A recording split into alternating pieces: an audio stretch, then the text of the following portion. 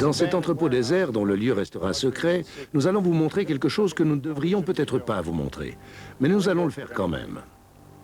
Bonsoir. Vous allez voir l'un des grands magiciens de ce monde rompre la loi du silence et vous révéler des secrets farouchement gardés. Ceci n'est pas un canular. Nous allons réellement vous montrer comment les tours de magie sont exécutés. Mais si vous préférez ne pas savoir, trouvez une autre occupation que la télé. Nous ne savons pas ce qui a pu pousser un magicien de cette envergure à divulguer de tels secrets à la télévision, car il met tout de même sa carrière en jeu. Et afin de préserver son identité, il ne parlera pas et son visage restera caché. Nous l'appellerons simplement le magicien masqué. Ce soir, il nous révèle des secrets incroyables. Comment scier une femme en deux, flotter à 2 mètres du sol ou faire disparaître un éléphant de 3 tonnes juste sous vos yeux. Restez avec nous, car vous pourriez manquer un de ces fabuleux numéros et ses secrets.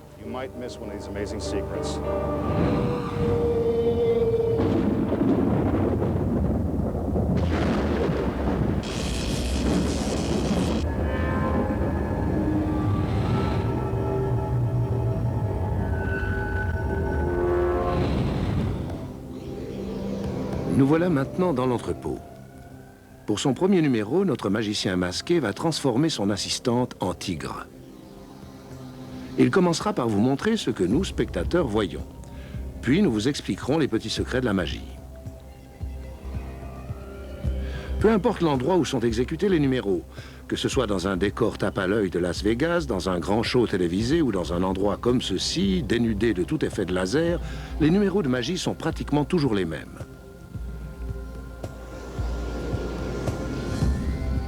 Le magicien masqué fait son entrée.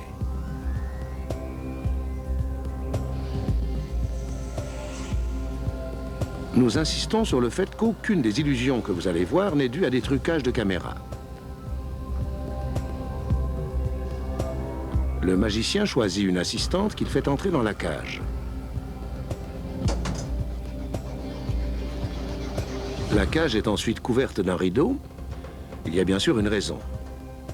Vous remarquerez que dans les numéros présentés ce soir, on utilise souvent des rideaux ou autres écrans pour cacher ce qui se passe derrière la scène. C'est là que la plupart des trucages sont réalisés.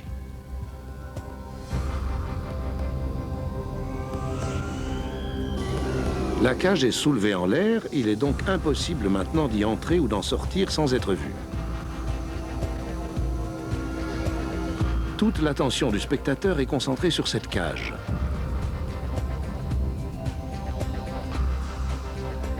Notre magicien prend une pause théâtrale. Et quand les rideaux sont retirés, notre belle assistante s'est transformée en un magnifique tigre de 200 kilos.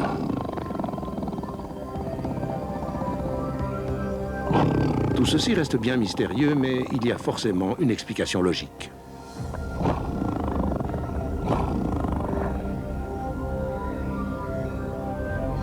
Vous donnez votre langue au tigre? Ok, nous allons vous montrer comment il fait. C'est peut-être difficile à croire, mais le tigre est dans la cage depuis le début du numéro. Pour rendre le tigre invisible, il faut le cacher derrière un faux mur. Le dresseur installe confortablement le tigre dans la cage, ce qui veut dire avec douceur et beaucoup de viande crue. Pendant que l'un des dresseurs distrait le tigre avec la viande, un autre lui ramène les pattes arrière contre le bord de la cage. Un bon gros minet.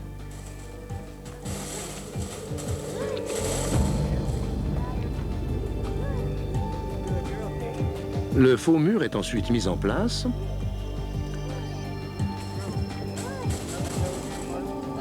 Le tigre a été dressé pour tenir dans un espace restreint, mais pour peu de temps. Tout doit donc aller très vite.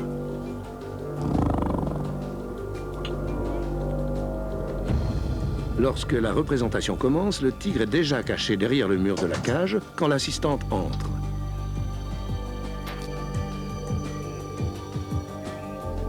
Les rideaux sont tirés.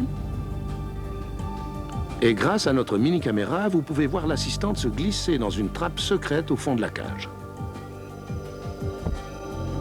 Une fois à l'intérieur, elle tire sur une corde qui libère le tigre.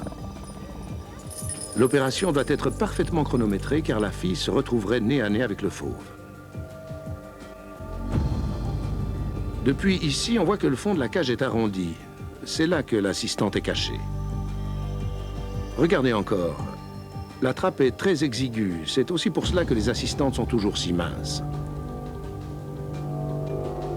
L'assistante doit rester parfaitement immobile. Sinon, le tigre serait attiré par ce qui pourrait être un casse-croûte. Ça a peut-être l'air simple, mais voilà le secret de transformer une jeune femme en tigre, quel que soit le magicien.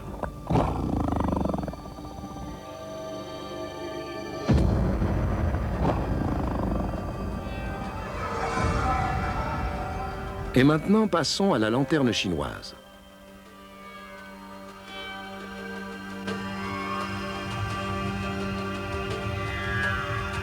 Pour ceux qui s'interrogent, ces jeunes femmes ne sont pas les assistantes habituelles du magicien masqué. Elles ne vous aideront donc pas à l'identifier. Observez l'assistante avec ses rubans. Elle n'a absolument rien à voir avec le numéro. Sa danse rythmique est simplement une diversion agréable à regarder. Le magicien arrive avec une lampe. C'est un moment important du numéro parce que l'illusion repose entièrement sur un jeu d'ombre et de lumière. Si quelqu'un était caché dans un compartiment secret, on pourrait voir son ombre.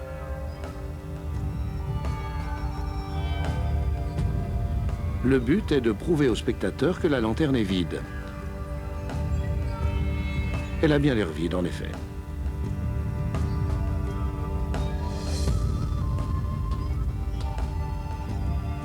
Quand un magicien se donne tant de mal pour vous démontrer quelque chose, vous pouvez être certain qu'il a une idée derrière la tête.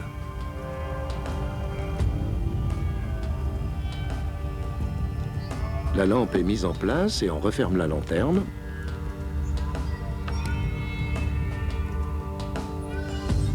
Il nous fait faire encore une fois le tour de la lanterne pour montrer que rien n'est caché derrière. Tout est prêt pour le grand jeu. Incroyable, une ombre apparaît à l'intérieur de la lanterne. Je vous avais bien dit qu'il mijotait quelque chose.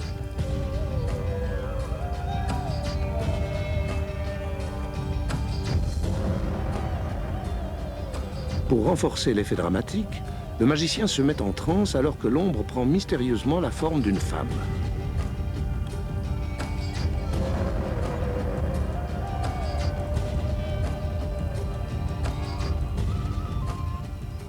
Et maintenant le grand final. Encore un peu de mise en scène et il transforme l'ombre en vraie personne.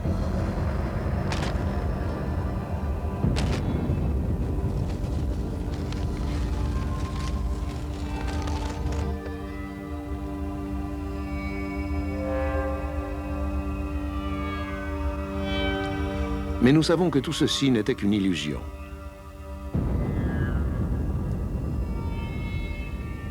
Nous allons maintenant vous dévoiler le secret.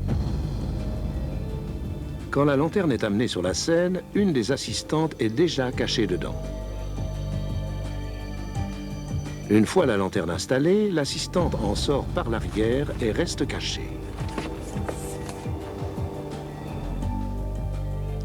Notre magicien se sert de la lampe pour démontrer que la lanterne est vide.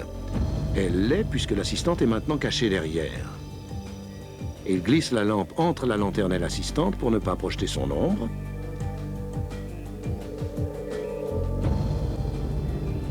Il installe sa lampe. Devant, la lanterne est refermée. Pendant ce temps, l'assistante pénètre dans la lanterne et attend le signal.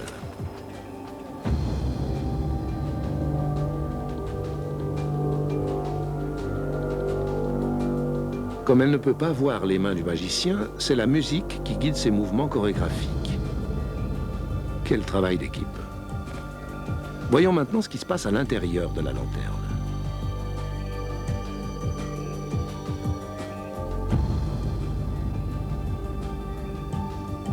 Regardez comme l'assistante se rapproche pour donner l'illusion d'une apparition quasi surnaturelle. Maintenant, nous savons que tout cela n'a rien de magique.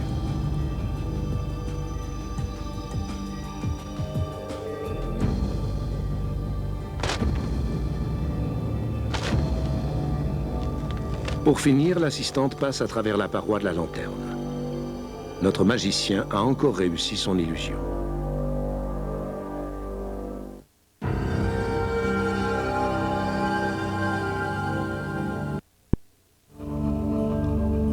Et maintenant, voici un numéro que tout magicien qui se respecte doit connaître, la lévitation. Pour commencer, l'une des assistantes fait une petite démonstration avec un anneau. Elle veut nous prouver que l'anneau est complètement fermé et pas truqué. Je peux vous assurer qu'il ne l'est pas.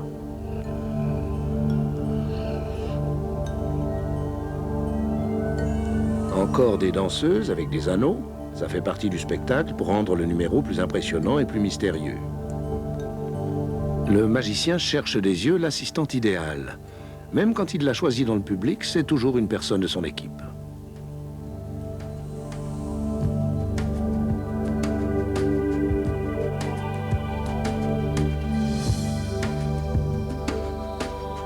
Comme par hasard, il choisit une charmante personne avec une longue robe flottante. Cette robe est un élément important de l'illusion.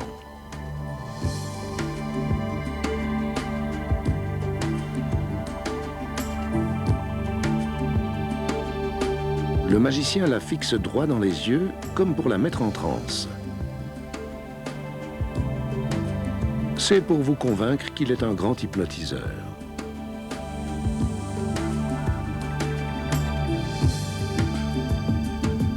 L'assistante feint d'être envoûtée par le magicien.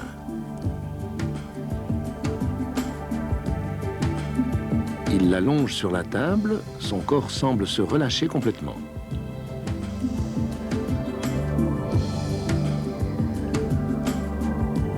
La lévitation commence. On a l'impression qu'elle flotte dans l'espace. Mais pourtant, c'est impossible.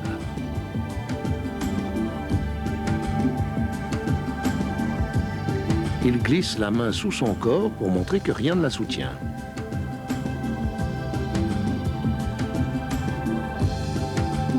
Maintenant, il passe un anneau tout autour de son corps pour démontrer que rien ne la retient ou la supporte. Rappelez-vous ce que je vous ai dit, l'anneau n'est pas truqué.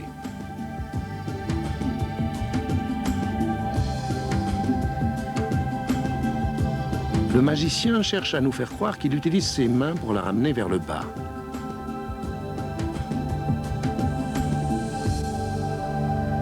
Elle redescend lentement jusqu'à la table, puis il la tire de son sommeil hypnotique.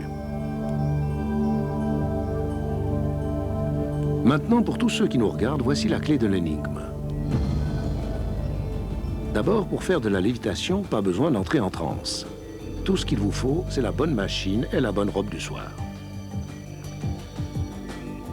Regardez attentivement. Quand la robe n'est pas drapée correctement, on voit que l'assistante est en fait allongée sur une petite plateforme d'1 mètre de long. La plateforme est noire, donc impossible à voir devant le rideau. Elle est rattachée à un chariot à fourche posté derrière le rideau. Quand le magicien donne le signal, le chariot magique soulève et abaisse la plateforme. Rien de bien magique dans tout cela, en fin de compte. Et l'anneau solide en métal, on dirait qu'il passe complètement autour de l'assistante. Mais ce n'est qu'une illusion, un tour de prestidigitation très réussi. Le magicien nous fait seulement croire que l'anneau fait le tour de l'assistante. Depuis l'arrière, on voit que la barre rattachée au chariot empêche l'anneau de passer complètement autour de l'assistante. Mais grâce à son habileté, le magicien nous fait croire le contraire. Et voilà encore un grand mystère éclairci. Désolé de vous ramener sur Terre, mais la lévitation, ce n'est pas plus compliqué que ça.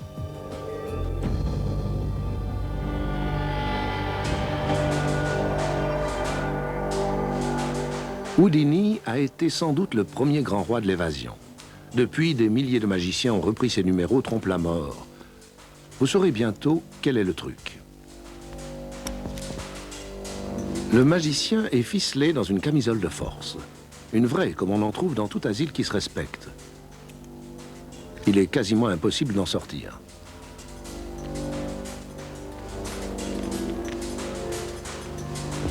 Les sangles sont solidement attachées. Le magicien est ensuite placé dans une grande caisse. On le voit se débattre avec la camisole, puis le couvercle est mis en place.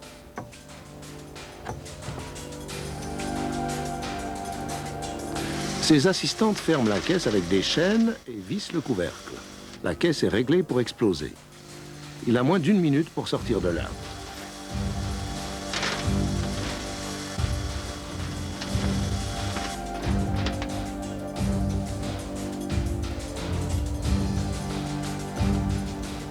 Encore une danse rituelle.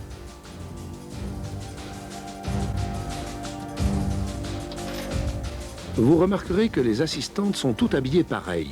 Il y a une raison à cela, vous la découvrirez dans 1 minute.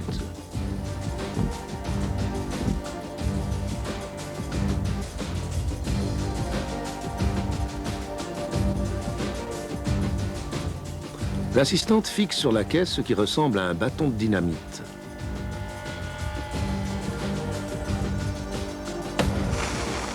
La tension monte, notre magicien n'a plus que quelques secondes.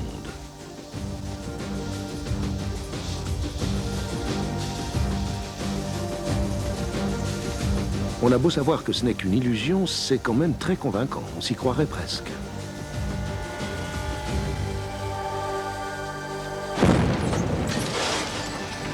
Mais le magicien nous a bien eu. Non seulement il s'est échappé de la caisse, il n'a plus sa camisole, mais il se trouve carrément dans un autre coin de l'entrepôt. Nous allons vous expliquer son truc. Commençons par la camisole. Quand on lui enfile la camisole, il raidit ses bras et les tient écartés de son corps, ce qui lui donnera suffisamment de jeu pour pouvoir s'échapper le moment venu. Même ainsi, ce ne sera pas facile pour se sortir de là. Cette partie du numéro réclame un grand entraînement.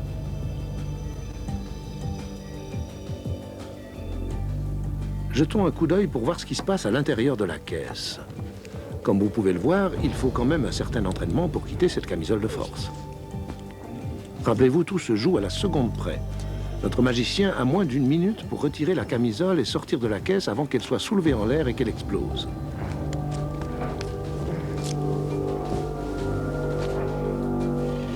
Vous vous souvenez de ce que j'ai dit à propos des assistantes? Vous allez comprendre maintenant pourquoi elles sont toutes habillées pareil. Regardez, le magicien vient de se libérer et il enfile une combinaison noire cachée à l'intérieur. C'est exactement la même que celle des assistantes.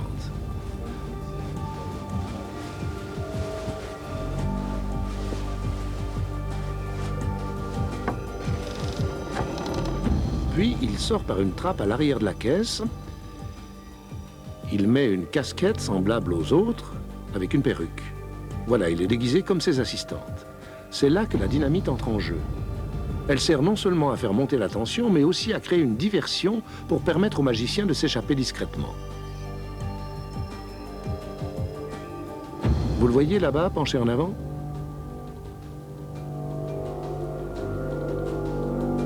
Il grimpe vite en haut d'un escalier et se met en place juste à temps pour l'explosion.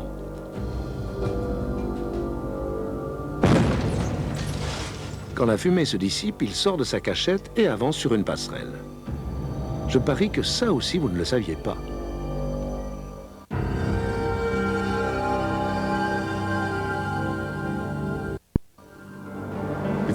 Avant de poursuivre, je dois vous informer que tous ceux qui ont participé à cette émission ont juré de garder le secret, car notre magicien pourrait se faire exclure de sa confrérie, et ce serait la fin de sa carrière.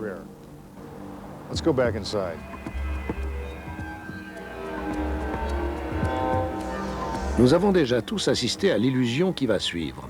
C'est le numéro des 3 cubes. Comme d'habitude, notre magicien fait un peu de mise en scène pour faire croire que son numéro est très spectaculaire. L'une des assistantes pénètre dans la boîte et le magicien verrouille les portes.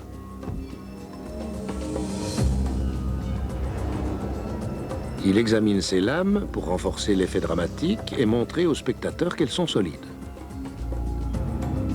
Puis il donne un mouchoir à son assistante. C'est pour rendre l'illusion plus crédible.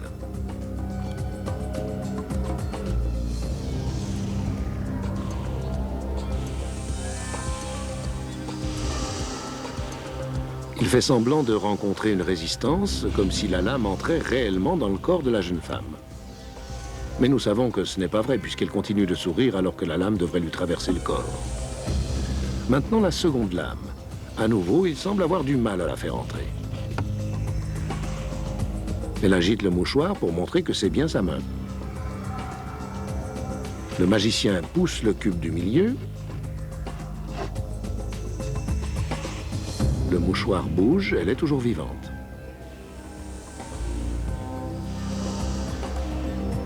Le magicien fait pivoter la boîte pour nous montrer tous les côtés.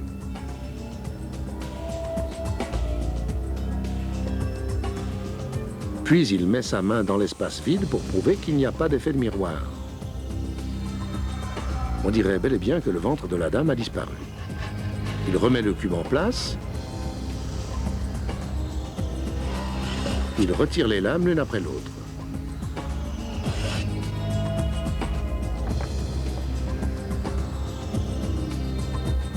Et quand il ouvre la porte, l'assistante en sort, indemne.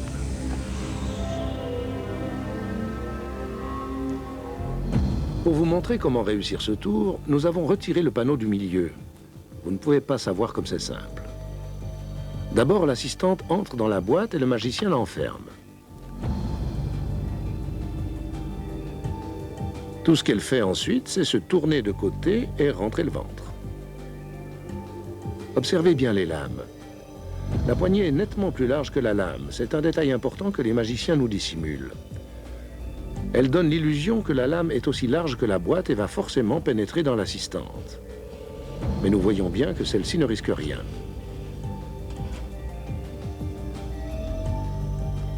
La deuxième lame pénètre dans la boîte, elle passe juste devant sa jambe.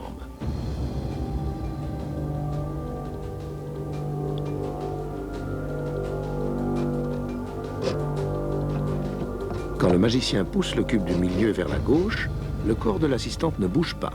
En effet, c'est le cube qui bouge autour d'elle. Regardez au ralenti.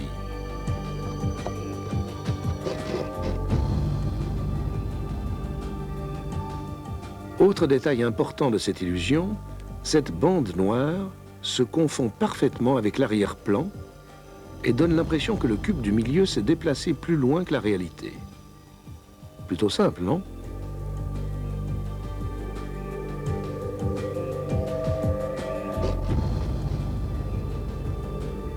Le cube est remis en place et l'illusion est totale.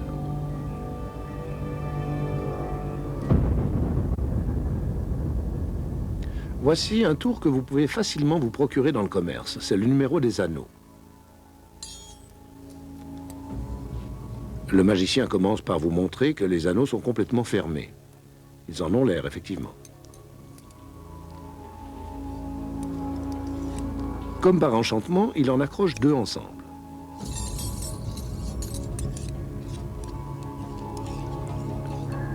Puis il les sépare tout aussi mystérieusement. Encore une fois, les anneaux sont fermés, pourtant il arrive à les accrocher. Il répète le même numéro, mais avec 3 anneaux cette fois. Il les accroche ensemble.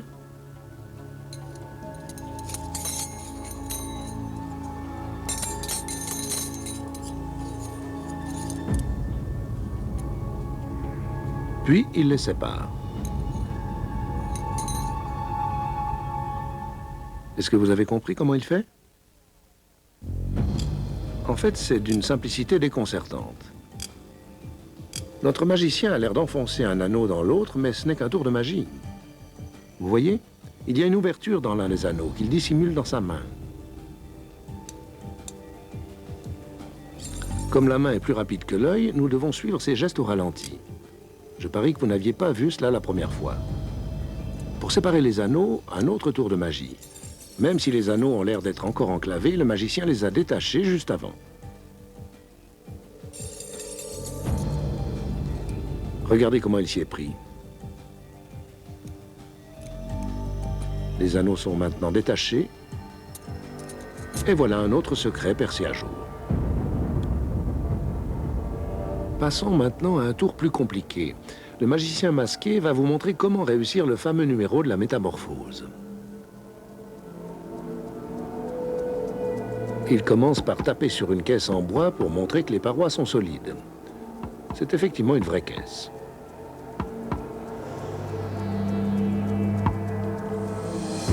Parfaitement ponctuelle, l'assistante fait son entrée.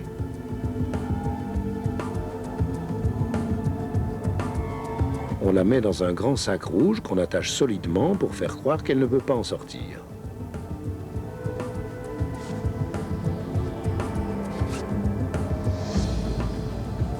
Le sac est placé dans la caisse.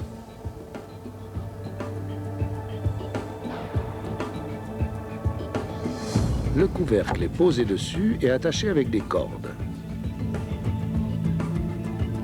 Certains magiciens utilisent des chaînes ou des verrous. Cela n'a aucune importance de toute façon, c'est qu'une illusion.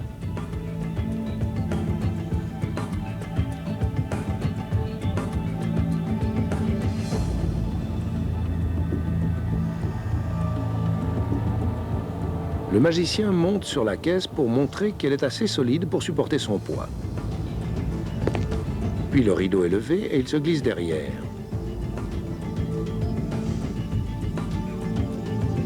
Un peu de charme avec ses assistantes. Encore des manœuvres de diversion. Le rideau est levé pour la dernière fois et comme par magie, l'illusionniste s'est métamorphosé en assistante.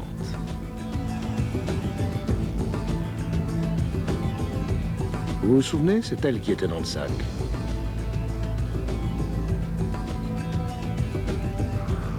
Le moment est venu d'ouvrir la caisse. Les cordes sont détachées. À votre avis, qui est dans le sac? Gagné, le magicien masqué.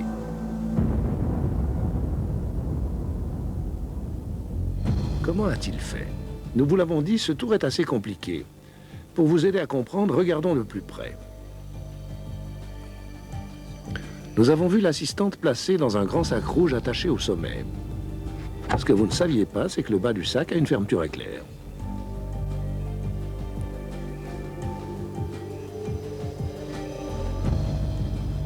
Une fois hors du sac, l'assistante passe la main dans un trou en bas de la caisse et tire sur la corde pour faire croire que le couvercle est bien fermé. Mais il ne l'est pas. Cette longueur de corde supplémentaire va lui permettre de faire glisser le couvercle et de s'échapper rapidement. Vous voyez? Quand le rideau est levé pour la première fois, l'assistante se hisse à l'extérieur et se cache entre le rideau et la caisse pendant que le magicien met un pied dans la caisse.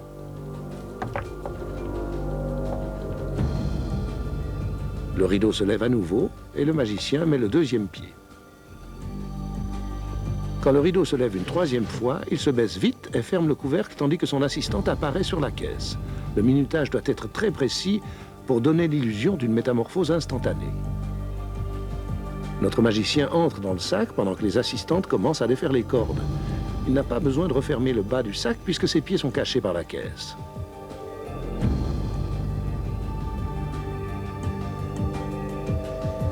Et voilà la clé du mystère.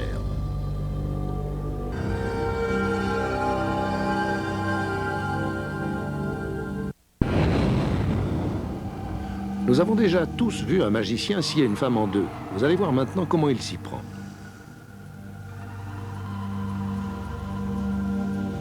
La première chose dont il a besoin, c'est d'une assistante coopérative, car après tout, personne n'a envie de se faire scier en deux.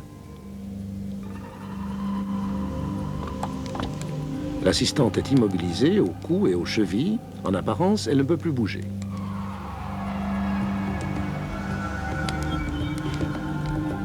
Des boîtes spéciales sont ensuite apportées et fixées à la table.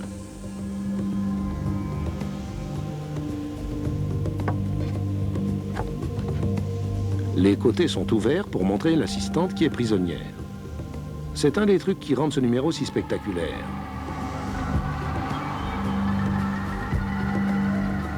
Enfin, ses mains sont attachées. Elle ne risque pas de s'enfuir. Les portes sont refermées. Et voici la scie. C'est une vraie scie. La lame est très coupante. Mais comme vous verrez plus tard, cela n'a pas d'importance. Le magicien et son assistante font semblant de scier à travers le corps. Parfois, l'effet est encore renforcé par les cris de l'assistante prisonnière.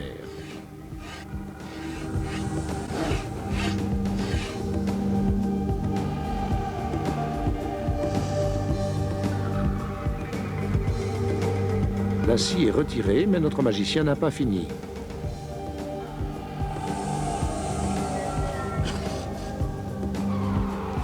D'autres lames sont introduites au milieu de la boîte. On dirait qu'il vient de tomber sur un os. Mais si c'était le cas, son assistante serait morte. Et maintenant, la partie la plus incroyable du numéro. L'assistante est séparée en deux et on la fait pivoter pour renforcer l'effet dramatique.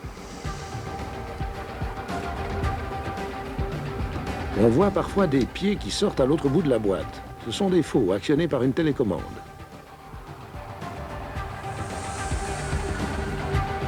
Les boîtes sont assemblées et les lames sont retirées. Les sangles sont défaites.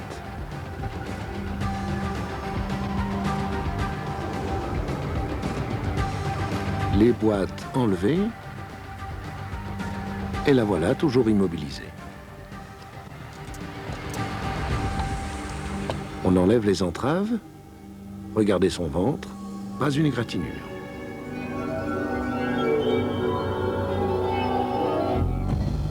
Et maintenant, le moment de vérité. Tout d'abord, l'assistante doit paraître complètement immobilisée. C'est la clé de toute l'illusion. Observez les entraves des pieds. On a l'impression que personne ne peut en sortir.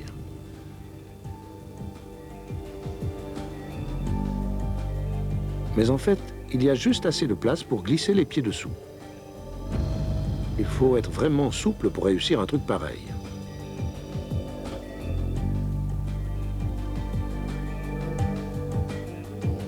Une fois la boîte fermée, l'assistante retire vite ses pieds et replie les jambes au-dessus de son corps, juste à temps pour éviter la lame. Ceci est plutôt dangereux. Tout doit s'enchaîner à la seconde près car l'assistante n'a aucun moyen de signaler au magicien qu'elle est hors d'atteinte. Pour renforcer l'illusion, on fait pivoter les boîtes tandis que l'assistante reste repliée à l'intérieur.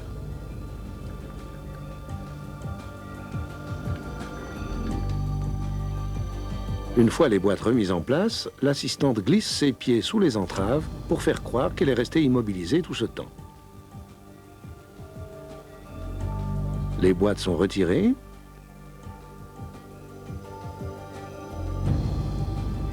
Les entraves sont enlevées. Et voilà le travail. On vous avait bien dit que c'était simple.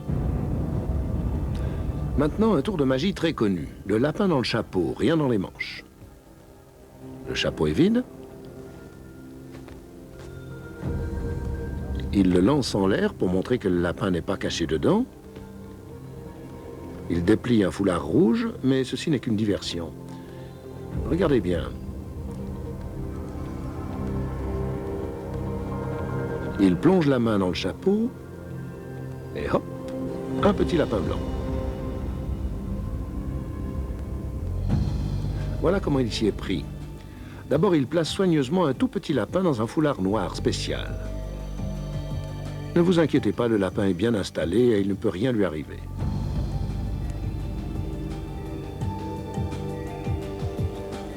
Le foulard est ensuite accroché derrière la table du magicien. Vous vous demandez peut-être pourquoi les magiciens travaillent avec des lapins plutôt qu'avec des chats ou d'autres petits animaux. C'est que les lapins restent immobiles par nature. Quand le magicien prend son chapeau, il soulève aussi le lapin et le glisse dedans. Regardez à nouveau au ralenti. Le chapeau est soulevé et hop, le lapin passe dedans. Regardez encore et essayez de repérer le moment où le lapin passe dans le chapeau.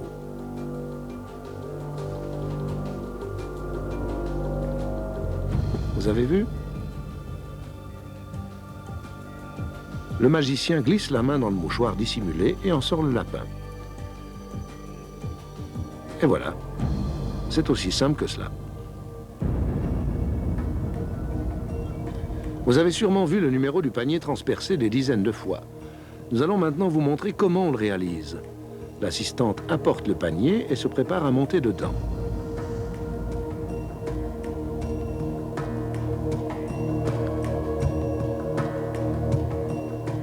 Le magicien frappe dans ses mains pour marquer le début de l'illusion. L'assistante est d'abord recouverte d'un rideau noir. Vous saurez pourquoi dans quelques instants. Le magicien pousse son assistante au fond du panier. Les autres mettent le couvercle en place et apportent les épées.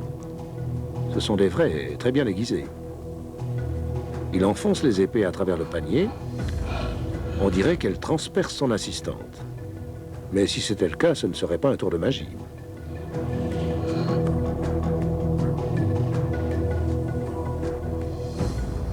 Observez sa parfaite maîtrise. Il arrive à nous faire croire qu'il plonge ses épées en plein dans son assistante.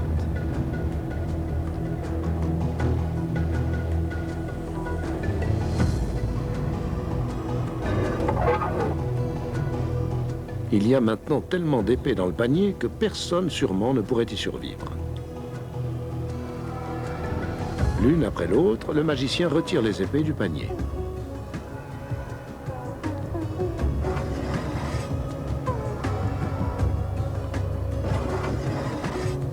Pas de sang, c'est bon signe.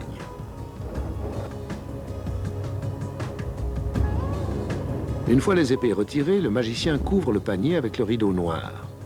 Puis il monte dedans, ceci pour vous convaincre que le panier est vide. Si vous vous demandez où est passée son assistante, vous allez vite le savoir.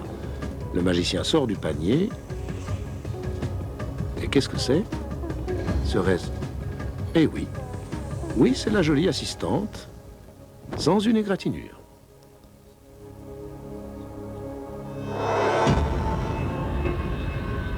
Comment a-t-elle fait pour ne pas être transformée en steak haché? En fait, ce numéro est un des plus faciles. Pas besoin de fumée ni de miroir. D'abord, quand elle est couverte du rideau noir, l'assistante semble avoir du mal à entrer complètement dans le panier.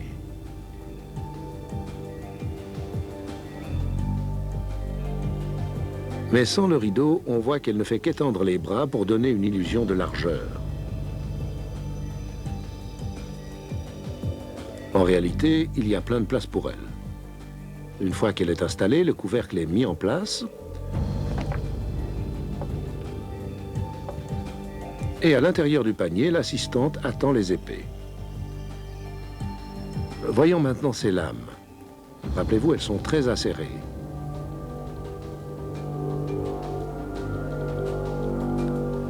Grâce à notre mini-caméra, nous voyons que l'assistante sait exactement où les épées doivent aller et les guide prudemment. Le magicien n'a pas le droit à l'erreur. Un faux mouvement et son assistante pourrait être gravement blessée. Et maintenant, la dernière épée. Regardez, il en faut de peu pour qu'elle ne perce l'assistante.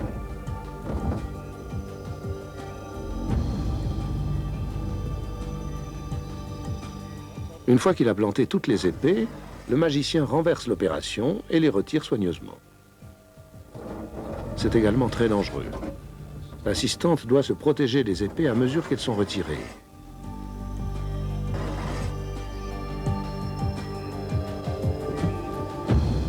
Le magicien recouvre à nouveau le panier, puis il monte dedans pour faire croire qu'il est vide. En réalité, l'assistante ne fait que déplacer son corps pour que le magicien puisse poser ses pieds.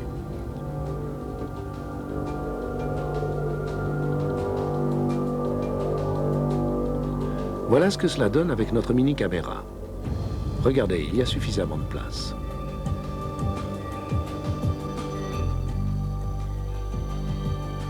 Le magicien ressort du panier.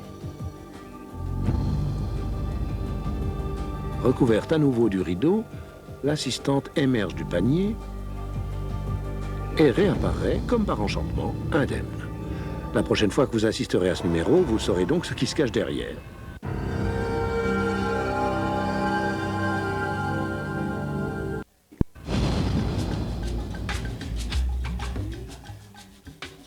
Pour son dernier numéro, le magicien masqué va vous montrer comment faire disparaître un éléphant. Ces grands numéros s'accompagnent toujours d'un déploiement de fastes et d'apparats pour créer le suspense et faire monter la tension. Mais ils ne sont pas plus compliqués que ça. Au cas où vous auriez des doutes, c'est un vrai éléphant. Il pèse 3 tonnes et mesure près de 3 mètres.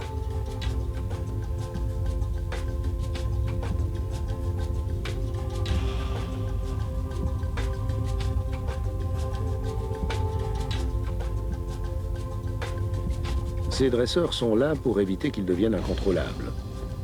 Il est important de rappeler que le travail avec des animaux sauvages comporte toujours un certain risque. Les assistantes amènent l'éléphant vers le magicien. Il va falloir beaucoup de magie pour faire disparaître ce gros bonhomme-là. L'éléphant est lentement installé derrière les portes de la cage.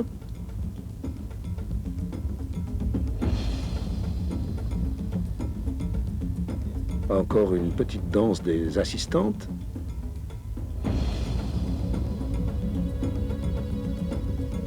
Le magicien masqué donne le signal et les portes de la cage se referment sur l'éléphant.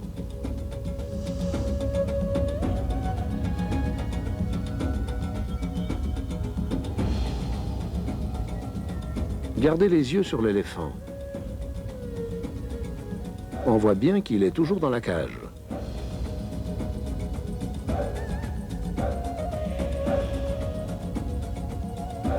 Un écran de fumée et l'éléphant a disparu. Mais pendant tout ce temps, l'éléphant n'a pas bougé. Vous voyez, il est toujours dans sa cage. Examinons cela d'un peu plus près. L'éléphant est là.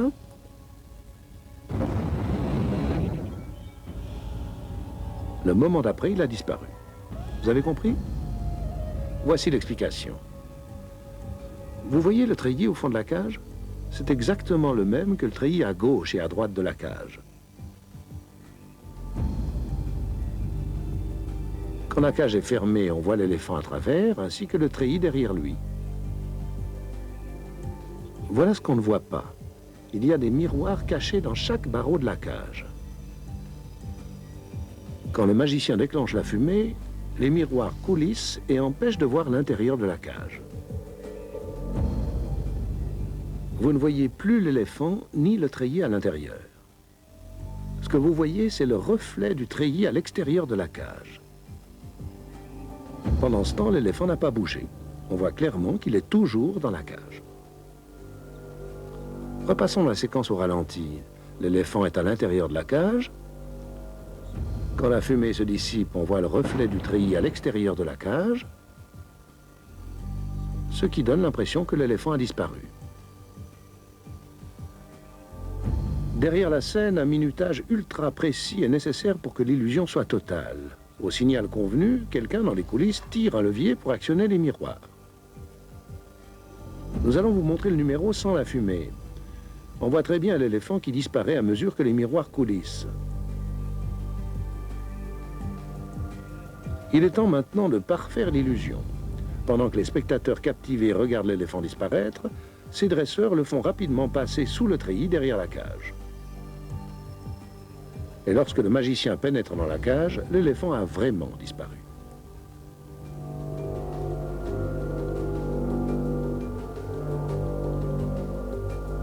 La fumée et les miroirs servent à faire disparaître toutes sortes d'objets volumineux. Mais quelle que soit la taille de l'objet, le principe reste le même. Maintenant que nous avons percé certains mystères de la magie, espérons que cela incitera les magiciens à faire des numéros encore plus spectaculaires. Et qui sait, nous vous en révélerons peut-être le secret. Pour tout savoir sur les mystères de la magie, ne manquez pas la deuxième partie de La magie démasquée, demain à la même heure. Téléglobe lance ses millions dans la course automobile. La voiture de Jacques Villeneuve arborera les couleurs de la compagnie de Charles Sirois. Téléglobe espère récupérer des milliards en nouveaux contrats. Dans un instant, au Téléjournal.